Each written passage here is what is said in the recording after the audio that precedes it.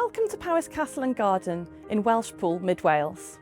The castle was built in the 13th century for Welsh princes, and it's been the home to various families over the years, including the Herbert family for over 400 years, and it was passed to the National Trust in 1952.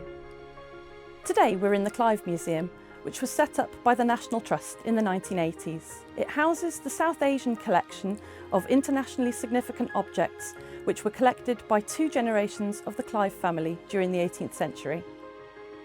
For the next 12 months, we're trialling a new style of collections display and interpretation. The objects in our new case focus on Tipu Sultan and the Clive family. The objects in the new case include a finial which once adorned the throne of Tipu Sultan and his sword, also a collection of chess pieces and a ceramic cup and jug.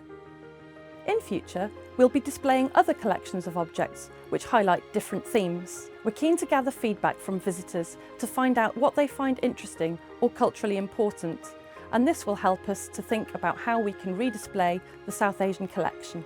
This new display was made possible by funding from the Welsh Government, and we look forward to welcoming visitors to enjoy it.